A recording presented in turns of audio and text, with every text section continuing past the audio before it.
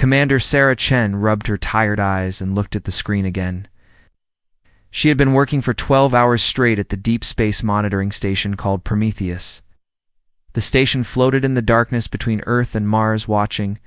For signals from space, most days were boring. Sarah and her team listened to the background noise of the universe. Stars hummed, gas clouds whispered, black holes screamed in frequencies only machines could hear. But today was different. The computers started beeping at 0347 hours. Sarah almost ignored it. False alarms happened all the time. Space was full of natural radio waves that could trick their machines. But something made her look closer. The signal was not natural. It had patterns. It repeated every few minutes. Someone or something was sending it on purpose. Sarah called her team. Dr. Marcus Webb came running from the language lab. Lieutenant Tom Park left his coffee and hurried over from the communications desk. Engineer Lisa Santos climbed down from the antenna array she was fixing. "What do you have?" Webb asked. He was the best language expert in the solar system.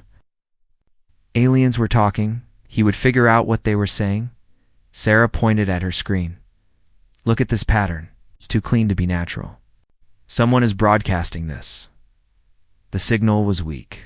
It had traveled a very long time to reach them. Computers calculated it came from somewhere near the center of the galaxy. That was 25,000 light-years away. Webb sat down and started working. His fingers flew over the keyboard. He fed the signal into translation programs that could break down any language.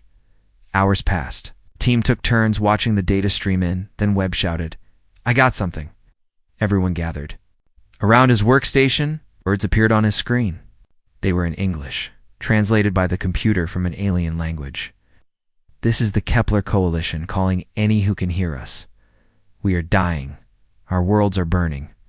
The Devourers have come to our space. They eat everything, eat planets. They eat stars. They eat life itself." Sarah felt cold. The message continued. "We have fought for 300 years. It's 12 species joined together. We had the best weapons. We had the smartest minds. We had ships that could destroy moons. Nothing stopped them. They keep coming. They keep eating." Park leaned forward. "How many species are in their coalition?" Webb kept reading. 12. But listen to this part. The message went on. "We have studied the galaxy for a long time. We know of 307 intelligent species. All of them are dead now. The Devourers killed them all. We are the last ones fighting." Santos whistled. 300 species? All dead? "There's more," Webb said. His face was pale. "They mention humans." The room went quiet. Webb read the next part slowly. "We detected a young species in the outer rim. They call themselves humans. They live on a planet called Earth. We studied them for 50 years. They are too primitive to help. They fight among themselves constantly. Their technology is basic. Their weapons are weak. The Devourers will reach their space in 2 standard years. Earth will fall quickly." Sarah stared at the screen. The aliens had watched Earth. They knew about humans. And they thought humans were helpless. "Keep reading," she said. Webb continued translating. The message painted a horrible picture. Devourers were not like any enemy humans had ever imagined. They were huge creatures that lived in space. They could eat the energy from living things. When they finished with a planet, nothing was left alive. The Coalition had tried everything. They built massive space fleets. They created weapons that could crack planets in half. They used technology that humans could barely understand. None of it worked. "The Devourers learn," the message said.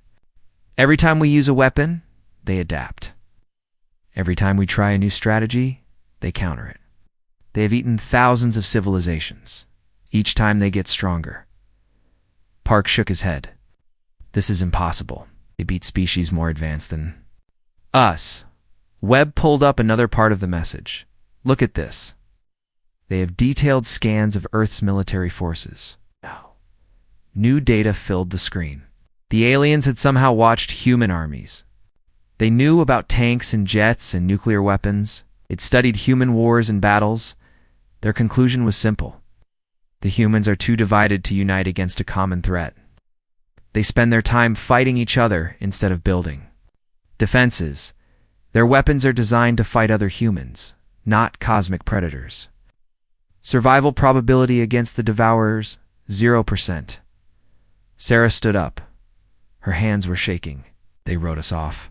They think we're already dead. Wait, Santos said, there's more to this message. Webb scrolled down. The final part of the transmission was different. It was not addressed to humans.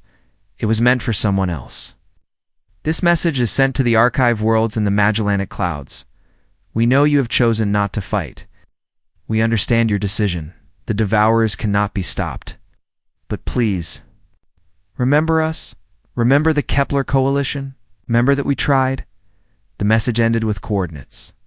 Star maps, battle reports, everything the Coalition had learned about the Devourers in 3 centuries of war. Sarah looked at her team. All understood what this meant. Somewhere in space, an enemy was coming that had already killed hundreds of civilizations. Earth had 2 years before they arrived, and the only species that might have helped thought humans were too weak and stupid to even try fighting back. We need to contact Earth Command, Sarah said. Right now. Webb was still staring at the screen. Sarah, there's something else. The timestamp on this message. It was sent 6 months ago, but look at these power readings. The signal was getting weaker. The source was dying. The Coalition is gone, Webb whispered. We're alone. The message from the Prometheus station reached Earth in 20 minutes. General Harrison Brooks was eating breakfast when his secure phone rang. By the time he finished reading the report, his coffee was cold and forgotten. Brooks had seen many crisis reports in his 30 years of military service, wars, terrorist attacks, natural disasters. Nothing had prepared him for this. Aliens existed. They were all dead. And Earth was next. He called the president immediately. President Elizabeth. Morrison was in a meeting with her economic advisors when Brooks burst into the Oval Office. She took one look at his face and dismissed everyone else from the room. Madam, President Brooks said, we have a situation. Morrison listened without interrupting as Brooks explained everything. The alien message, the Devourers, it's a galaxy full of dead civilizations. When he finished, the room was silent for a long time. How long do we have? Morrison asked. 2 years? Maybe less. Morrison picked up her secure phone. Get me the Secretary General of the United Nations. Now. Within 6 hours. Emergency sessions. Began at the UN building in New York. Representatives from every nation on Earth gathered in the main assembly hall.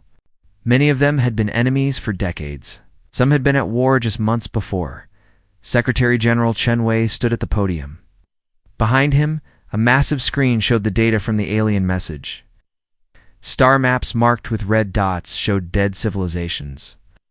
Thousands of them. Ladies and gentlemen, Chen began, everything has changed. We are no longer alone in the universe. But we may soon be the only ones left alive. The room erupted in noise. Representatives shouted questions in dozens of languages. Some called the report fake. Others demanded proof. Few simply sat in shock. Chen raised his hand for silence. The evidence has been verified by scientists from 12 different countries. The message is real. The threat is real. And we have been judged as helpless. Dr. Webb appeared on video link from the Prometheus station. He explained how the aliens had studied Earth for 50 years, how they had watched human wars and concluded that humans were too divided and primitive to fight back. They dismissed us, Webb said. In their analysis, humans have 0 chance of survival against the Devourers. The Russian representative Viktor Petrov stood up. Perhaps they are right. If civilizations with superior technology could not win, what hope do we have? None, said the Chinese representative Li Ming, unless we prove them wrong about one thing. What's that? Asked the British representative. Li Ming looked around the room. They think our violence is a weakness. They think our constant fighting makes us helpless. But what if they're wrong? What if our violence is actually our greatest strength? Indian Representative Dr. Priya Sharma nodded slowly. Every human war has taught us new ways to fight, new weapons, new strategies, new technologies. The aliens fought the same way for 300 years, added the German representative, Klaus Müller. They used the same tactics, the same thinking. That's why they lost. President Morrison's voice came through the speakers. She was joining by video from Washington. Dr. Webb, show them the part about human military capabilities. Webb pulled up new data on the screen. The aliens had studied human weapons and armies, but their analysis was incomplete. They had only looked at official military forces. They had missed something important. They counted our tanks and planes and missiles, Morrison said, but they didn't understand what those weapons represent. Every gun was designed by someone who studied how to kill more efficiently. Every tank was built by people who learned from previous battles. Every strategy was written by minds that had been perfecting warfare for thousands of years. The French representative, Marie Dubois, leaned forward. Are you suggesting we can outfight civilizations that had technology we can barely imagine? No. Morrison replied, I'm suggesting we can outthink them. The Devourers adapted to civilized warfare, predictable tactics, honor codes, rules of engagement. They never faced an enemy that fights dirty. Brooks appeared on screen next to Morrison. Every major conflict in human history taught us something new. The Greeks gave us phalanx formations. The Romans taught us logistics. The Mongols showed us mobile warfare. World War II brought us combined arms tactics, encryption, and psychological warfare. The Cold War taught us proxy conflicts, intelligence gathering, and weapons that could destroy planets, added the American Secretary of Defense. Chen Wei looked around the room. Representatives who had been arguing minutes before were now listening, intently. What are you proposing? Chen asked. Morrison's answer was simple. Total cooperation. Every nation, every resource. Every weapon design, every tactical manual, every scientific discovery. We pool everything and build something the galaxy has never seen before. The Israeli representative, Sarah Ben David, shook her head. You're asking enemies to work together. That's impossible, is it? Morrison asked. The aliens think we can't? Unite against a common threat. They think our divisions make us weak. Let's prove them wrong. The room fell silent again. Then slowly, the Russian representative stood up. Russia offers all nuclear technology and weapons research, Petrov said. Li Ming stood next. China provides all manufacturing capabilities and rare earth materials. One by one, representatives began standing. The British offered their intelligence networks. The Germans provided engineering expertise. The Americans shared their space technology. The Japanese contributed robotics and precision manufacturing. Even old enemies joined hands. India and Pakistan agreed to share missile technology. Israel and Palestine offered to work together on defense systems. North and South Korea promised to combine their resources. President Morrison watched through the video link as something unprecedented happened. For the first time in human history, every nation on Earth was united with a single purpose. Aliens studied us for 50 years, Morrison said. They saw our wars and our divisions. They concluded we were doomed. But they made one critical mistake. What mistake? Chen asked. Morrison smiled grimly. They assumed human violence was random and wasteful. They didn't realize that every battle, every war, every conflict was practice. We've been training for this fight our entire history. Just didn't know it yet. The vote was unanimous. Earth would unite. Earth would fight. And Earth would show the galaxy what human violence could accomplish. When it had a worthy target, the age of preparation had begun. 18 months had passed since the world united against the coming threat. Earth looked very different now. Where once there had been borders and armies facing each other, now there were construction sites and research facilities working together. Admiral James Rodriguez stood on the observation deck of Luna Station and watched impossible things happen. The moon had become the largest shipyard in human history. Massive construction platforms stretched across the lunar surface. Ships the size of cities took shape in the low gravity. Rodriguez had been chosen to command Earth's war fleet. He was not the obvious choice, American by birth, but he had served with military forces from 12 different countries, spoke 5 languages, and understood how different cultures fought wars. Most importantly, he knew how to make enemies work together. His deputy commanders came from around the world. General Yuki Tanaka from Japan brought her expertise in robotics and precision weapons. Colonel Ahmed Hassan from Egypt understood desert warfare and resource management. Captain Olga Volkov from Russia knew more about nuclear weapons than anyone. Alive, together, they were building something the galaxy had never seen. Admiral called Dr. Sarah Kim from the engineering station. The first batch of Vengeance-class ships is ready for testing. Rodriguez walked over to look at the data. The Vengeance-class ships were humanity's answer to alien technology. They were not the biggest ships being built, but they were the smartest. Each ship carried weapons designed by studying every human conflict in history. Kinetic railguns based on medieval siege engines. Plasma cannons that used fusion technology. From nuclear weapons, swarm missiles that attacked like wolf packs. Electronic warfare systems that could hack into any computer network. But the real breakthrough is in how the ships fought together. Human military history was full of combined arms tactics. Infantry, armor, artillery, and air support working as one unit. The alien data showed that most space civilizations fought with single ship types using standard formations. Test results, Rodriguez said. Kim pulled up video from the asteroid belt. A small squadron of human ships was attacking a mock target. The target was built using alien technology specifications from the Kepler Coalition data. The human ships did not attack in neat formations like the aliens expected.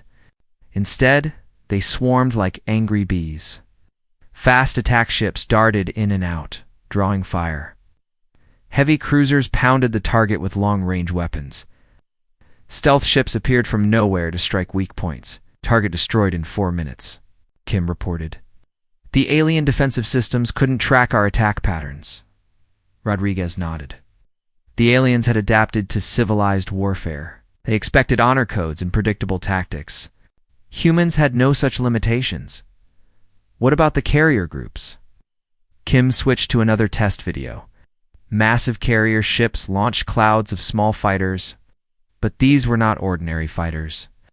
Each one carried an artificial intelligence that learned from every battle.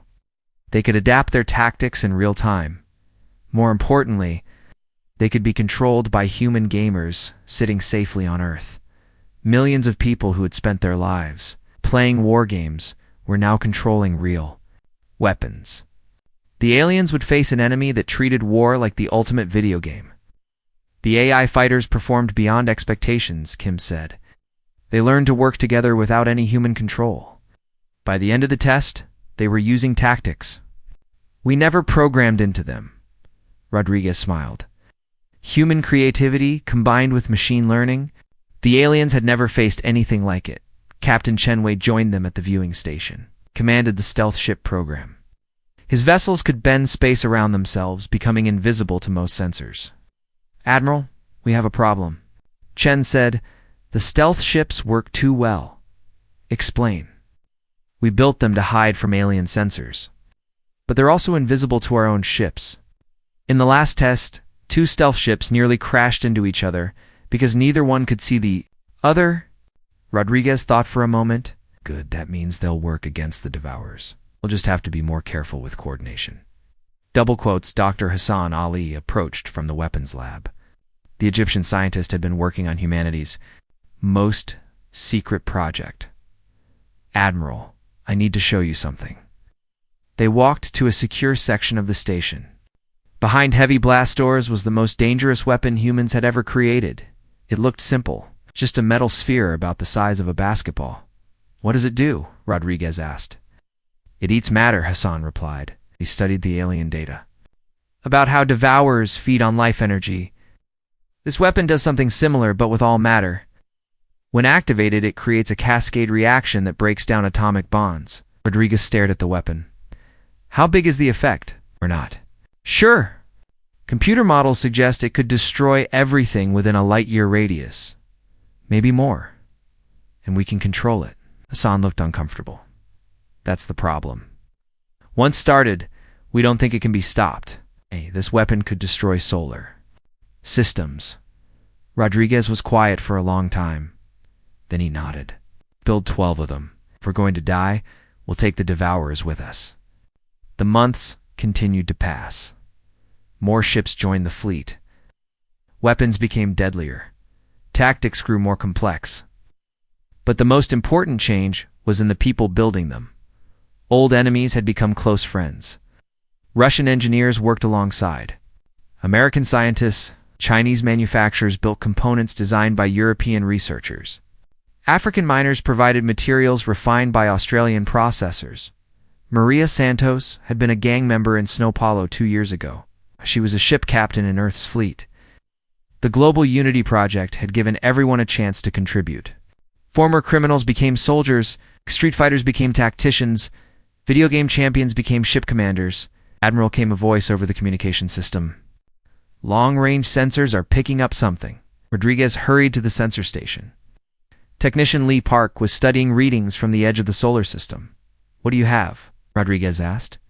Movement in the Kuiper Belt. Something big. Multiple contacts.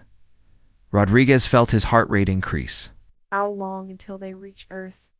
Park checked his calculations twice. 6 months, sir. Maybe less. The time for preparation was ending. The enemy was coming. Rodriguez activated the fleet-wide communication system. His voice reached every ship, every station, every person working to defend Earth. All units, this is Admiral Rodriguez. The Devourers have entered our solar system. In 6 months, we will face an enemy that has destroyed hundreds of civilizations. They think we are weak. They think we are divided. They think we will fall without a fight. He paused, looking out at the fleet of ships surrounding the moon. Ships built by every nation on Earth. Weapons created by former enemies working together. Crews made up of people who had been fighting each other just 2 years ago. They're about to learn why that was a mistake. Prepare for war. The first battle happened near Pluto. Admiral Rodriguez watched from the bridge of the Terran Vengeance as his long-range scouts encountered the enemy for the first time. What they found was worse than anything the alien data had suggested. Devourers were massive. Each creature was the size of a small moon, covered in dark metal that seemed to absorb light. They moved through space like living ships, but sensors showed they were actually alive, organic technology that could think and adapt. Contact report coming in, announced Lieutenant Park from the communication station. Captain Maria Santos appeared on the main screen. Her fast attack ship, the Razor's Edge, had been shadowing the enemy fleet for 3 days. Her face was pale, but determined. Admiral, we count 47 large Devourers and hundreds of smaller ones. They're not following any formation we recognize. They seem to be hunting. Hunting what? Rodriguez asked. The outer planets, sir. They're moving toward Neptune. Our sensors show them extending some kind of feeding tubes toward the planet. Rodriguez understood immediately. The Devourers were going to drain Neptune of all life energy, even though the planet was just gas and ice. They fed on the quantum signatures that made matter stable. All units, this is Admiral Rodriguez. Execute Operation First Strike. Across the solar system, human ships began moving. The plan was simple, but had never been tried before. Instead of meeting the enemy in one big battle, human forces would hit them from everywhere at once. Captain Chen Wei's stealth ship struck first. They had been hiding in the asteroid belt for weeks, invisible and waiting. 24 ships appeared, suddenly around the Devourer fleet, and fired everything they had. The aliens had never faced stealth attacks before. Their sensors couldn't track the human ships. Quantum torpedoes slammed into Devourer hulls, while plasma cannons burned through their organic armor. 3 large Devourers died in the first 30 seconds, but the enemy adapted quickly. The surviving Devourers spread out and began scanning. For the stealth ships, their organic hulls started changing, growing new sensor organs. Phase 2, Rodriguez ordered that carrier groups arrive next. Massive human ships launched clouds of AI fighters. 10,000 small ships swarmed toward the enemy like angry insects. Each fighter was controlled by a human gamer sitting safely. On Earth or Mars, the Devourers tried to shoot down the fighters with energy beams. But the human pilots were too unpredictable. They flew in patterns that made no tactical sense. They used the wreckage of destroyed fighters as cover. Some pilots even rammed their ships into enemy weapons to clear paths for others. "This is Gamer Squad 7, came a voice over the radio. "We're going for the big one on the left. Who wants to make a bet on how many hits it takes?" Rodriguez shook his head. Gamers were treating this like the ultimate video game. But their casualty rates were actually lower than professional pilots because they took risks no trained soldier would consider. The Devourers began changing again. They grew more weapons and started working together in ways they hadn't before. The enemy was learning from the human attacks. "Time for Phase 3, Rodriguez said. Captain Olga Volkov's heavy assault group jumped in from behind Jupiter. These were the biggest ships humanity had built. Each one carried enough firepower to destroy a moon, but they didn't fight like the aliens expected. Instead of staying at long range and trading shots, the human ships charged straight at the enemy. They fired nuclear missiles that split into thousands of smaller warheads. They used railguns that shot metal rods at incredible speeds. They deployed gravity bombs that crushed space itself. Target the big one in the center," Volkov ordered. "All ships, concentrate fire." The largest Devourer took hits from 60 different weapons at once. Its organic hull cracked and started bleeding some kind of glowing fluid into space. But it didn't die. Instead, it began to change shape. The creature stretched itself thin and wrapped around one of the human cruisers. Metal tentacles penetrated the ship's hull. "They're trying to board the Moscow," Volkov reported. "They're learning about our technology." Rodriguez made a decision that surprised everyone. "Moscow, this is Admiral Rodriguez. Activate your self-destruct sequence," came the shocked reply from the Moscow's captain. "That's an order. Don't let them learn from our ships." The Moscow exploded in a ball of nuclear fire. The Devourer wrapped around it died instantly, and 2 others nearby were badly damaged. The battle continued for 18 minutes. When it was over, 15 large Devourers and over 200 smaller ones were dead. The human fleet had lost 43 ships and over 8,000 fighters, but the most important result was what the surviving Devourers did next.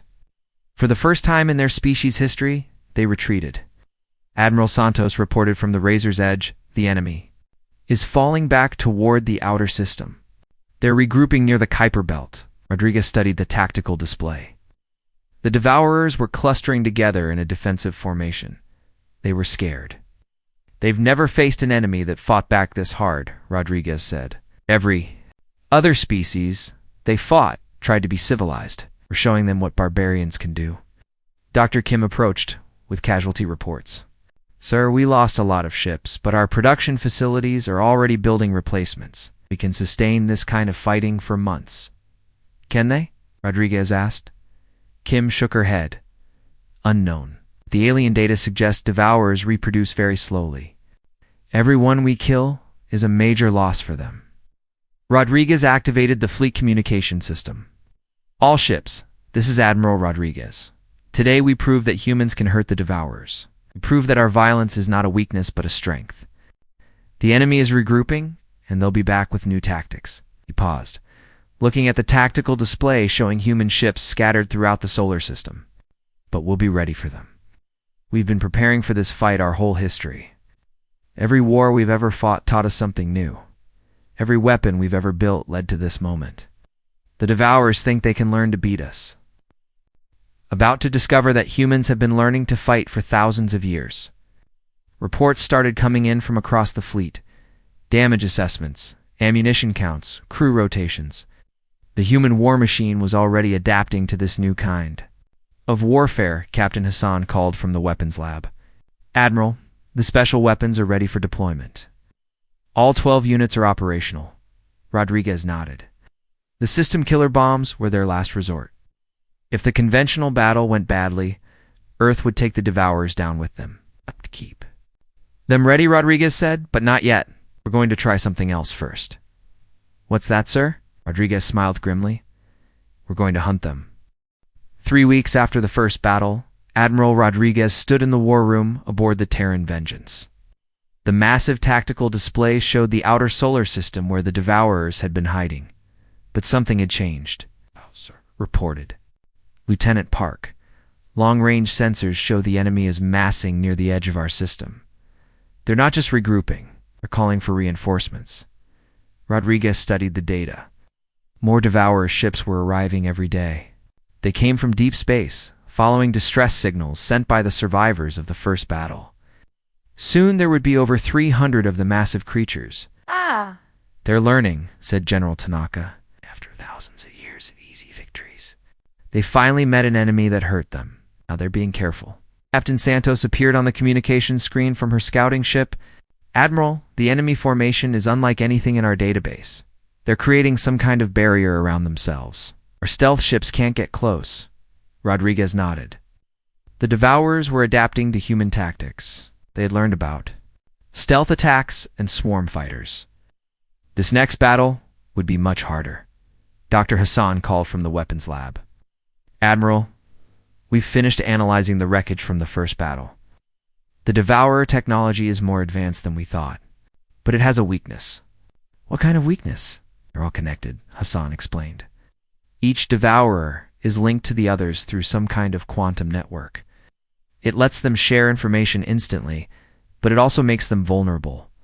How? If we can disrupt the network, they'll lose coordination, stop working together, and start fighting as individuals. Rodriguez felt a plan forming in his mind. How do we disrupt it? We need to get close to their command ship. It's the largest Devourer in the center of their formation. It's acting as the main hub for their network. Captain Chenwei spoke up from his stealth ship. Sir, getting close to their command ship would be suicide. They have it surrounded by hundreds of defenders. Not if we give them something else to worry about, Rodriguez said slowly. He turned to the tactical display and began explaining his plan. It was dangerous and would cost many human lives. But it might be their only chance to win. We're going to attack them everywhere at once, Rodriguez said. Every ship, every weapon, every trick we have. We'll hit their outer defenses so hard, they'll have to respond. While they're busy fighting our main fleet, a small team will sneak in and destroy their command ship. General Tanaka looked worried. Admiral, that's almost a suicide mission for the infiltration team. Yes, Rodriguez agreed. It is. He activated the fleet-wide communication system. All ships, this is Admiral Rodriguez. In 6 hours we will launch the final attack on the Devourer fleet. This is our chance to end the threat to Earth forever. Rodriguez paused, thinking about the message that had started everything. The alien coalition that thought humans were too weak to fight. The galaxy wrote us off as helpless primitives. They saw our violence and assumed we were just barbarians who couldn't work together. Today we prove them wrong. Today we show the universe what human determination can accomplish. 6 hours later, the largest space battle in human history began. The attack started with every long-range weapon humanity possessed. Nuclear missiles launched from hidden bases on asteroids. Gun platforms fired from behind Jupiter's moons. Energy weapons on Mars targeted the enemy formation. The Devourers responded exactly as Rodriguez had hoped. They spread out to avoid the missile barrage and began hunting for the hidden weapon platforms. Phase 2, Rodriguez ordered Captain Volkov's heavy assault ships charged straight at the enemy center. At the same time, swarms of AI fighters attacked from 6 different directions. The Devourers found themselves fighting battles on multiple fronts. The organic ships began changing shape rapidly, growing new weapons and defenses. But for every adaptation they made, the humans had a counter-tactic ready. When the Devourers grew energy shields, human ships used kinetic weapons.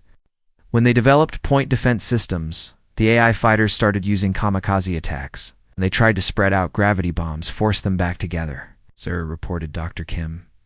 Enemy coordination is breaking down.